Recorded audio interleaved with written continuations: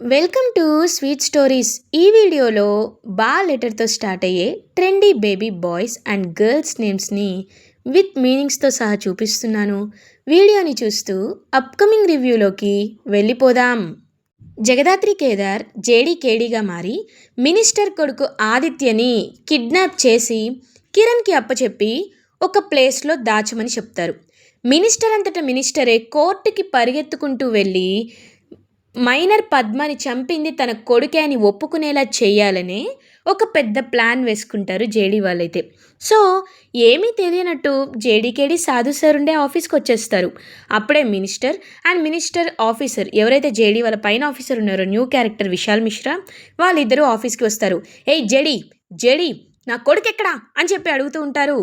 ఎవరు ఎవరి గురించి మాట్లాడుతున్నారు సార్ మీరు? ఓ ఆదిత్యనా, మాకేం తెలుసు సార్ అని అంటుంది జేడీ. ఏయ్ జేడీ, నువ్వు కావాలని నటించద్దు. నేను నిజం చెప్తున్నాను, నిజంగా అడుగుతున్నాను.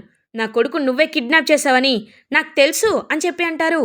ఏంటి, నేను మీ అబ్బాయిని కిడ్నాప్ చేశానా? ఏం మాట్లాడుతున్నారు సార్ మీరు? మీ అబ్బాయిని నేనెందుకు కిడ్నాప్ చేస్తాను? మేము పోలీస్ సార్, దొంగ కాదు. అరెస్ట్ చేస్తాం కానీ కిడ్నాప్ చేయాల్సిన అవసరం మాకు లేదు అని అంటుంది జేడీ. వెంటనే ఆ విశాల్ మిశ్రా, ఏంటి జేడీ, తెలివిగా మైండ్ గేమ్ ఆడుతున్నాను అనుకుంటున్నావా? ఈ కేసులో ఎలా అయినా గెలవాలి అని అడ్డదారులు తొక్కి ఇదంతా చేయాలనుకుంటున్నావా? నువ్వు అలా చేయాలనుకుంటే మేము ఊరుకుంటామా అని అంటూ ఉంటారు.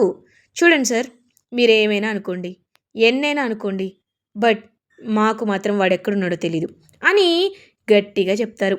ఇంకా వెంటనే అలా నీ సంగతి నేనని చెప్పి జేడీని ఆయన ముందుకొచ్చి కొట్టాలి, వాళ్ళ కొడుకు ఎక్కడున్నాడో అన్న ఫ్రస్ట్రేషన్లో కొట్టాలని వస్తుంటే విశాల్ మిశ్రా, సార్ రండి సార్, మీరు రండి, ముందు ఇది ఒక కేసు అవుతుంది మళ్ళీ అని చెప్పి ఇంకా ఆయన ఆదిత్య ఎక్కడున్నాడో తెలుసుకోవడానికి మినిస్టర్ని బయటికి తీసుకెళ్ళిపోతాడు. ఇంకా అలా మినిస్టర్ బయటకు వచ్చి మీనన్కి కాల్ చేసి ఏంటిది మీనన్, నా కొడుకు ఎక్కడున్నాడో తెలుసుకుంటున్నావా అని అడుగుతారు. నేను అదే ప్రయత్నిస్తున్నాను మినిస్టర్, కానీ వాడెక్కడ కనిపించట్లేదంటారు. మీనన్, ఖచ్చితంగా నా కొడుకు ఎక్కడున్నాడో నువ్వు తెలుసుకోవాలి అనేసరికి జేడీ ఎక్కడ దాచిపెట్టావు జేడీ, ఎక్కడా అని చెప్పి అలా చాలా ఇరిటేటింగ్గా ఫీల్ అవుతూ ఉంటాడు. బట్ జేడీ ఒక అన్ఎక్స్పెక్టెడ్ ట్విస్ట్ ఇస్తుంది. అది ఏంటి అంటే ఒక కాఫిన్లో, అంటే ఒక శవపేటికలో పెడుతుంది అనమాట ఆదిత్యని అందులో పెట్టి లాక్ చేసేస్తుంది. లాక్ చేసేసి ఇప్పుడు మినిస్టర్ ఎలా బయట పెట్టడో నిజాన్ని తెలుసుకుందాం. కిరణ్, మినిస్టర్కి వీడియో కాల్ చేసి మాస్క్ వేసుకొని వీడియో కాల్ చేయి, ఇక్కడికి వాడు పరిగెత్తుకుంటూ వచ్చేలా చేయి అని అనేసరికి ఇంకా వెంటనే అలా మినిస్టర్ అయితే వీడియో కాల్ చూసి వాళ్ళ అబ్బాయి ఇంకా పైకి వెళ్ళిపోయాడని చెప్పి ఫిక్స్ అయిపోయి కఫెన్లో పెట్టేసరికి ఒక్కసారిగా ఇంకా అలా షాక్లో ఉండిపోతాడు. పరిగెత్తుకుంటూ ఇంకా ఆదిత్య దగ్గరికి వచ్చి, రే నువ్వు నా ఒక్కగానొక్క కొడుకురా, ఇంత చిన్న కేసులో నువ్వు చనిపోతావని నేను అస్సలు అనుకోలేదురా అని చెప్పి ఏడుస్తూ ఉంటారు. ఆ పద్మ వల్లేరా, దాని జోలికి వెళ్ళొద్దని చెప్పాను, అయినా వెళ్ళావు. ఇప్పుడు చూడు, నువ్వు చంపేశావు. తన్ని ప్రెగ్నెంట్ అవ్వడం వల్లే ఇదంతా జరిగింది. నువ్వు చంపావు కాబట్టే ఇవాళ నువ్వు చచ్చిపోయావురా అని చెప్పి చాలా ఓపెన్గా ఆ నిజాలన్నీ అతని కొడుకు చనిపోయాడు అనుకొని చెప్తూ ఉంటే అదంతా రికార్డ్ చేసుకొని జడ్జ్ ముందు జడ్జిని క్లియర్గా తీసుకొచ్చి మరి సాక్ష్యం అయితే చూపిస్తారు జేడీ అండ్ కేడీ.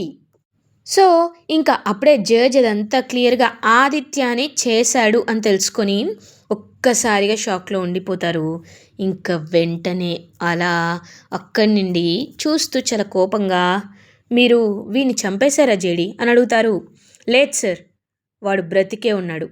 కిరణ్ అనేసరికి ఆ బాక్స్ ఓపెన్ చేస్తారు. వాడి ఫేస్కి ఆక్సిజన్ మాస్క్ని అలాగే ఉంచి ఇంకా కావాలనే తీసేస్తారనమాట. లైక్ అలా ఆయన్ని బంధించి పెడతారు. వాడు బ్రతికే ఉంటాడు డాడీ అని అనేలోపు ఇంక వెంటనే వాడి చెంపపై కొట్టి, ఇప్పుడు అర్థమైంది కదా ఏం జరుగుతుందో.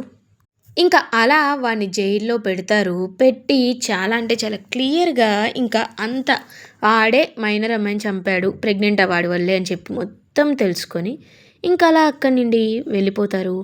ఆదిత్యని తన చేత్తోనే అరెస్ట్ చేసి జైల్లో పెడుతుంది జేడీ. ఇంకా అలా ఛాలెంజ్లో గెలిచి చాలా క్లియర్గా ఇంకా విశాల్ మిశ్రాని ఓడిస్తుంది జేడి. తన యూనిఫామ్ పవర్ ఏంటో అర్థమయ్యేలా చేస్తుంది జగదాత్రి అలియాస్ జేడి. సో అలా కేసు అయితే సాల్వ్ అయిపోతుంది. జగదాత్రి కేదార్ జేడి కేడీగా ఇంటికొస్తారు. ఇంకా అలా ఆదిలక్ష్మి అయితే అటు ఇటు తిరుగుతూ ఆలోచిస్తూ చి వీళ్ళ వల్ల నా పరువంతా పోయింది అనుకుంటుంది. ఇటువైపు ఈ యువరాజ్ ఏమో ఇప్పుడు నేను ఎలా అయినా వీళ్ళని బయటికి పంపించేయాలి అని అనుకుంటూ ఉంటాడు. అప్పుడే కరెక్ట్గా ఇంకా అలా శ్రీవల్లి ఏమో ఇంటికి తిరిగి వస్తుంది.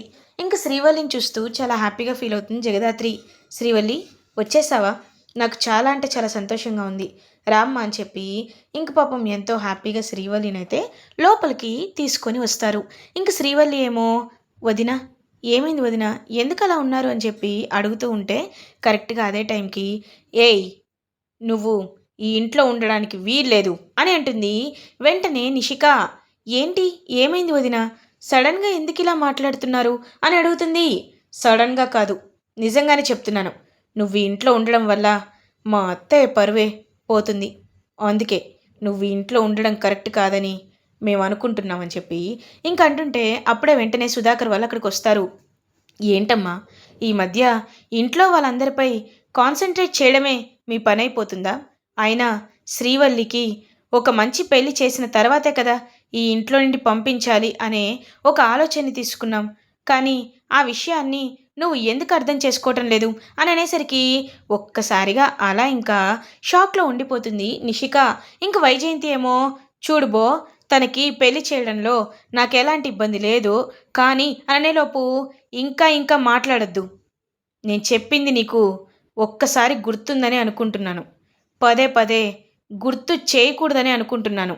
పెళ్లి సమయం కల్లా ఖచ్చితంగా తన ఎవరైతే శ్రీవల్లి కన్నతండ్రి ఉన్నాడో తన్ను తీసుకురావాలి అనే విషయాన్ని అస్సలు మర్చిపోవద్దు, గుర్తుపెట్టుకో అని చెప్పి అక్కడి వెళ్ళిపోతుంటే చి ఏంది ఏంది నాకు రచ్చ, అసలు ఏమనుకుంటున్నారు వీళ్ళని చెప్పి అలా ఇరిటేటింగ్గా ఫీల్ అవుతుంది.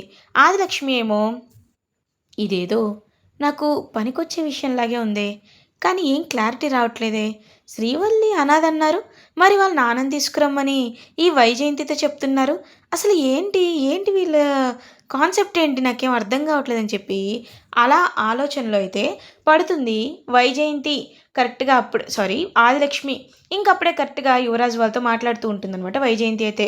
రే అబ్బోడా ఈ శ్రీవల్లిని ఏం చేయాలో నాకు అర్థం కావట్లేదురా, ఒకసారి మన అన్నయ్యకి ఫోన్ చేయి, మా అన్న అయితేనే కరెక్ట్ సలహా ఇస్తాడు అనుకున్నాం, కానీ అన్న ఏమో అసలు అవైలబుల్గానే లేడు, ఇప్పుడు ఏం చేద్దామరా అంటే అమ్మ నువ్వేం కంగారు పడద్దు, అయినా శ్రీవల్లికి మంచి పెళ్లి సంబంధం రావాలి కదా, వాళ్ళు ఎలాంటి వాళ్ళని తీసుకొద్దాం మనం, మీరు అమ్మాయిని ఇస్తే చాలు, మాకు బ్యాక్గ్రౌండ్ అక్కర్లేదని చెప్పి చెప్పేవాళ్ళని చేస్తే సరిపోతుంది కదా అని చెప్పి అంటారు.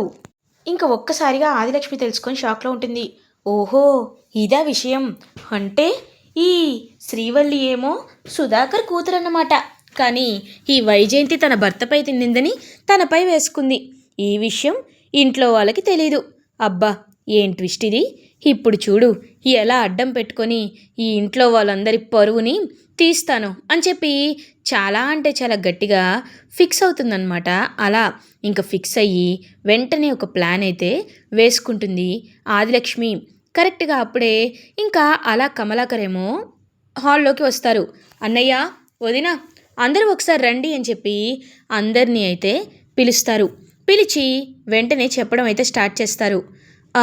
అన్నయ్య రేపు చాలా మంచి రోజంట, కాబట్టి రేపే నేను కేదార్ని దత్తత తీసుకోవాలనుకుంటున్నాను అన్నయ్య అని అంటారు.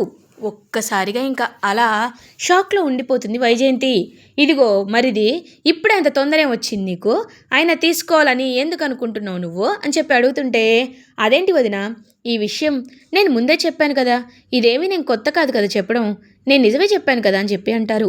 ఇంక వెంటనే అలా ఆలోచనలో అయితే పడతారనమాట వైజయంతి వాళ్ళు.